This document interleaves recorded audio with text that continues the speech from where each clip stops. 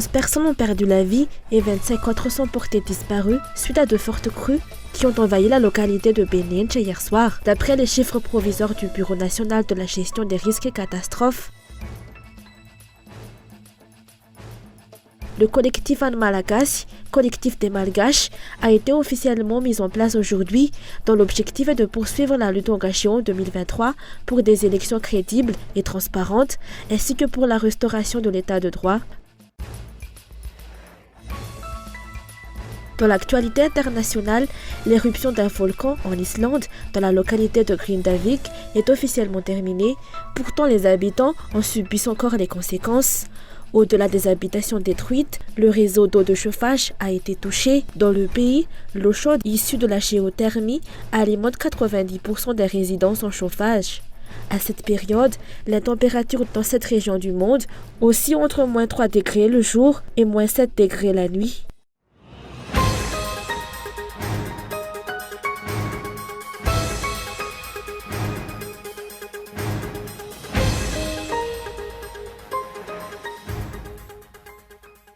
« 11 personnes ont perdu la vie et 25 autres sont portées disparues suite à de fortes crues qui ont envahi la localité de Beninche hier soir, d'après les chiffres provisoires du Bureau national de la gestion des risques et catastrophes.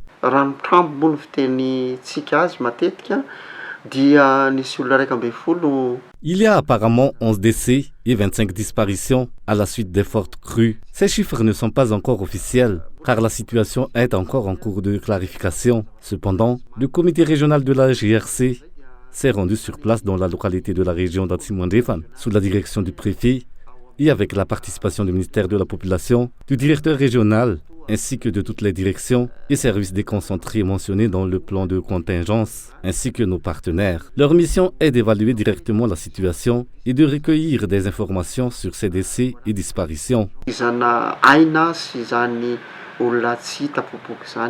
À Fénérivest, de nombreux foyers de plusieurs fonctagnes sont sinistrés à cause des pluies torrentielles qui se sont abattues dans la nuit. Aucune perte en vie humaine, aucun blessé n'y est toutefois déploré. D'après les données provisoires de la mi-journée, 82 foyers totalisant 318 personnes sont sinistrés dans le fonctan Anjanfen et 140 foyers avec 431 personnes dans le fonctan Aparatanan. Dans le fonctan Apasput, on dénombre 1094 sinistrés dans 382 foyers et dans celui de Saavoul, 305 sinistrés dans 79 foyers. En ce qui concerne les dégâts matériels, une maison d'habitation a été complètement détruite à Paratanan, tandis que le pont d'Apasput sur la route nationale 5 est hors d'usage. Le BNGRC appelle à la vigilance de la population pour se prémunir des dangers.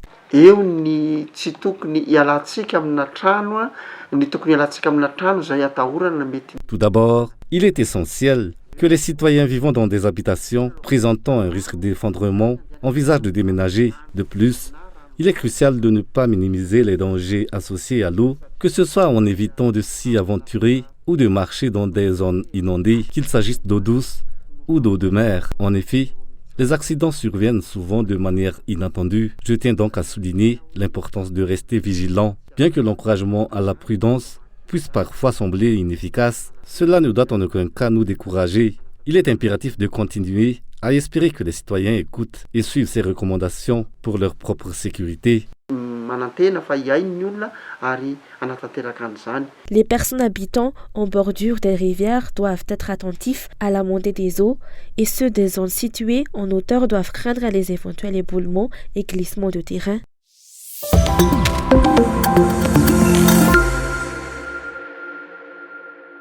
Le collectif An Malagasy, collectif des Malgaches, a été officiellement mis en place aujourd'hui. Ses fondateurs ont annoncé que l'objectif est de poursuivre la lutte engagée en 2023 pour des élections crédibles et transparentes, ainsi que pour la restauration de l'état de droit. Lors de sa présentation officielle à Antananarivo ce jour, le collectif An Malagasy a souligné son engagement à s'opposer à la mauvaise gestion du pays, responsable des difficultés rencontrées par le peuple malgache actuellement, que ce soit sur le plan politique, économique ou social. À la suite de la dernière session extraordinaire de l'Assemblée nationale et de l'annonce du calendrier électoral prévisionnel de la CENI le 12 février, il a été manifeste que les dirigeants ne sont pas disposés à engager des discussions démocratiques pour apaiser les tensions dans le pays. Malgré des changements apportés aux lois concernant les élections, nous appelons à l'assainissement immédiat de la liste électorale, ainsi qu'à l'amélioration des lois électorales, afin de garantir la transparence, l'état de droit et une véritable démocratie à Madagascar. Le collectif Fanny Malagasy est convaincu que des élections acceptées par tous et organisées dans l'intégrité et le respect des lois est la seule voie démocratique pouvant garantir la sérénité et le développement du pays. Le collectif Fanny Malagasy dia firaisan-kina, fiara-mitatana, mitondra makany amin'ny fampandrosoana ny firenena ary misokatra amin'ny ampilavy-kery mitovy tanjona aminy.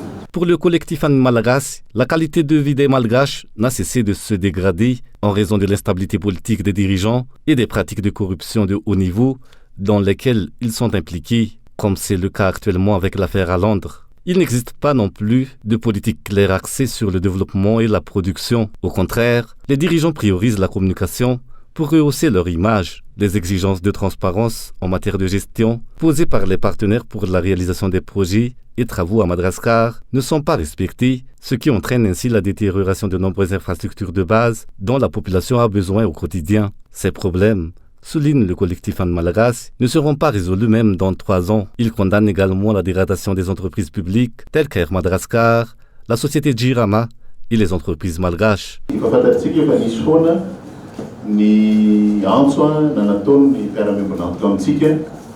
La tenue d'une table ronde pour assainir l'environnement électoral a été préconisée par de nombreux partenaires, forces vives et organisations de la société civile du pays.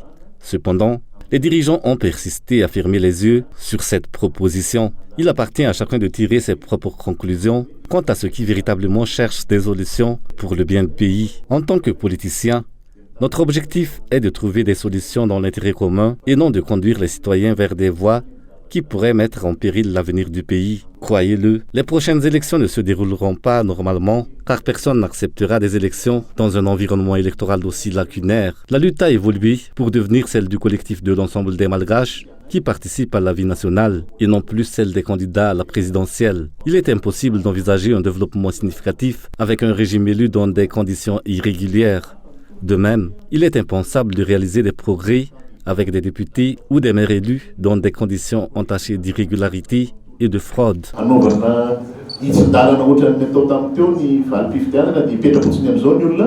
outre, le collectif Fanny Malagasy a continué à appeler les différents partis politiques ainsi que les acteurs directs et indirects impliqués dans les élections à engager des consultations en vue de la tenue d'élections équitables et de garantir la stabilité dans le pays, une volonté de mener des élections transparentes à laquelle la CENI et les dirigeants n'ont jamais manifesté d'intérêt jusqu'à présent.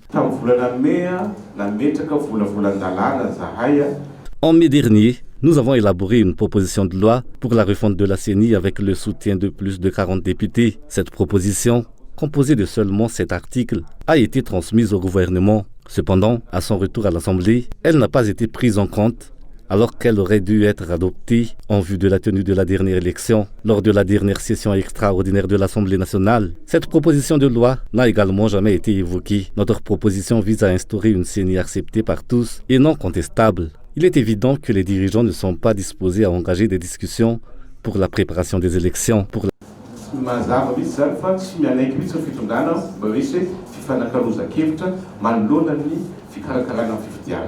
Les membres du collectif Fanny Malagasy ont souligné que leur mouvement représente la continuité de la lutte initiée en 2023, une lutte du peuple ouverte à toutes les forces vives du pays, partageant les mêmes objectifs et points de vue pour le redressement de Madagascar, une lutte pour la tenue d'une élection crédible et transparente, ainsi que pour la restauration de l'état de droit.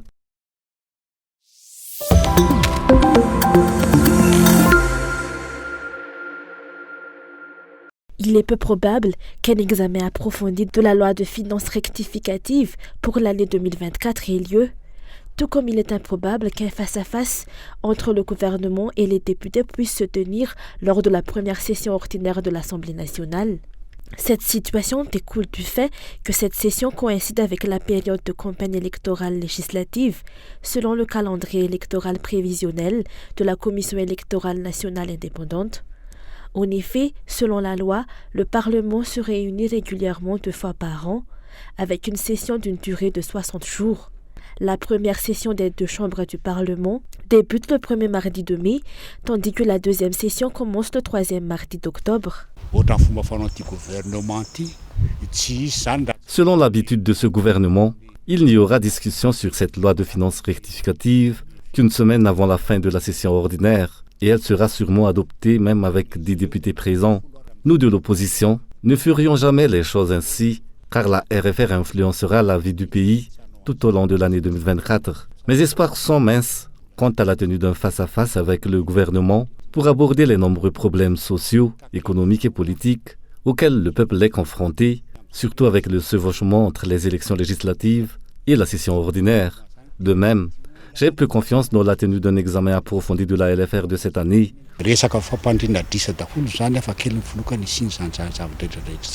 Les calculs politiques prévalent au sein du régime actuel, une tendance qui a été observée dès le début de l'année, une tendance qui persiste encore et se traduit par le non-respect de la loi et des violations de la Constitution.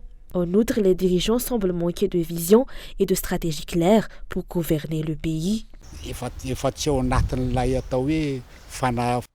Les dirigeants actuels ne sont plus dans les normes en matière de préparation des élections.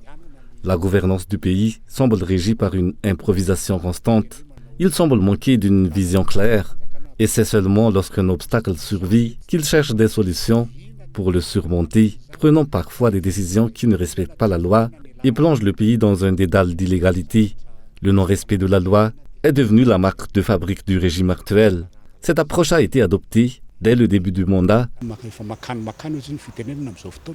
Rappelons que depuis la motion de censure à l'encontre de Christian Tseï par les députés en décembre 2022, aucun dialogue direct n'a été instauré entre les pouvoirs législatifs et exécutifs. Ensuite, il y a eu la destitution de 3 membres du bureau permanent de l'Assemblée nationale.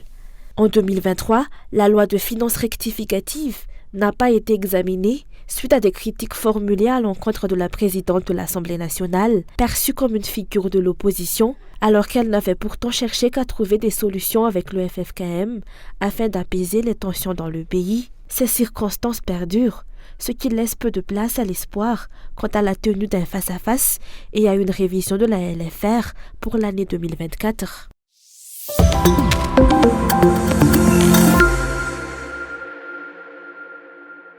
Les propositions de calendrier électoral présentées hier par la CENI accentuent, selon les députés, le manque de respect des dirigeants envers la loi et confirment l'absence d'indépendance de la CENI dans sa décision. Le non-respect de la loi est devenu monnaie courante dans le pays, ce qui nécessite un changement. Pas d'effet rétroactif de la loi.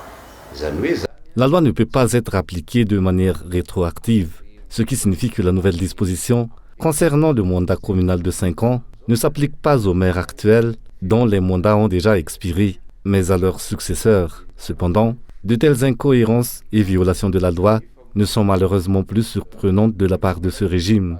Ce dernier ne respecte pas la Constitution et les décisions de la Haute Cour constitutionnelle, qui est censée être la plus haute juridiction du pays, enfreint la Constitution.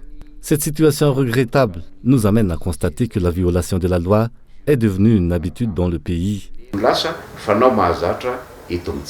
La CENI a également annoncé hier que la caution exigée pour les candidats souhaitant participer aux élections législatives a doublé. Bien que cela ne pose pas de problème pour les députés en exercice à l'heure actuelle, cette mesure semble constituer une forme subtile d'exclusion pour les personnes désireuses de se porter candidates, mais ne disposent pas des moyens financiers nécessaires. C'est devenu discriminatoire. Il est possible qu'il y ait des individus quelque part dotés de bonnes idées et appréciés par le peuple qui souhaiteraient se présenter comme députés, se voient empêchés de le faire en raison du manque de fonds nécessaires pour la caution. C'est regrettable, car cela signifie que seules les personnes disposant de ressources financières pourront se présenter et être élues en tant que députés. Rappelons que représenter le peuple, élaborer des lois, évaluer la politique gouvernementale et superviser le travail du gouvernement constituent les principales responsabilités des députés. Ces fonctions nécessitent des individus intègres, capables de ne pas se laisser influencer par les tendances et les principes politiques changeantes. Ils nécessitent des profils capables d'assumer pleinement les responsabilités qui leur sont définies par la loi.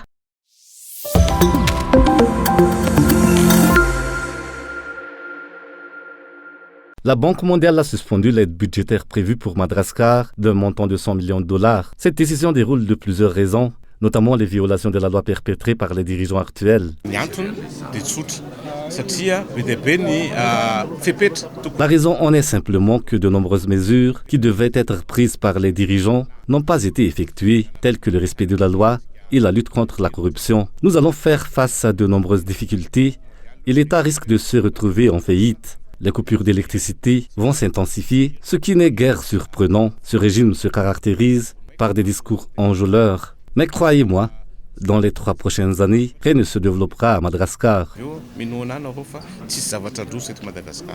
Selon le FMI malagasy, pour un véritable développement, il est impératif d'améliorer le système financier à Madagascar et d'instaurer l'indépendance financière. Il est inconcevable d'emprunter des dollars pour acheter de l'arrière afin de payer les salaires des fonctionnaires. C'est là l'une des raisons pour laquelle nous stagnons en termes de développement. La dette de Madagascar s'élève à 5 milliards de dollars, une partie de laquelle a été utilisée pour acheter de l'arrière afin de payer les salaires des fonctionnaires. Si ces derniers étaient rémunérés en dollars, cela pourrait être envisageable, mais ils sont payés en arrière. Pour illustrer la situation, en 1974, il y a 50 ans, un 404 bâché coûtait 400 000 francs, soit l'équivalent de 80 000 arrières. Aujourd'hui, 1 kilo de fromage Roquefort Papillon au Nouveau Carrefour coûte 250 000 arrières. Ce prix équivaudrait à celui de 3 404 bâchés en 1974. Ce constat met en lumière la réalité économique actuelle, où le salaire d'une personne est absorbé par le coût de produits de base. Sans amélioration du système financier du pays, cette situation risque de s'aggraver davantage.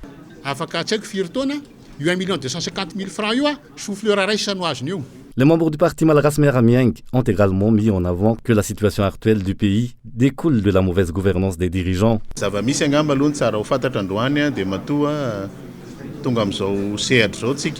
Si nous avons atteint cette situation, c'est en raison de problèmes de gouvernance. Une manifestation de cette mauvaise gouvernance est l'incapacité des dirigeants à identifier les priorités nécessaires pour améliorer la vie du peuple.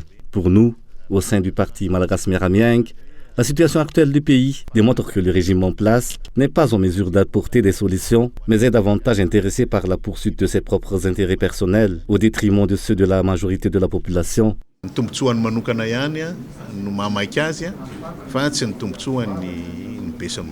La Banque mondiale insiste sur l'amélioration de divers secteurs, notamment le secteur minier, la société Jirama et Air Madagascar. Ainsi, le problème ne se limite pas seulement aux finances et à la gestion, mais affecte tous les secteurs en raison de l'égoïsme des dirigeants qui priorisent leurs intérêts personnels.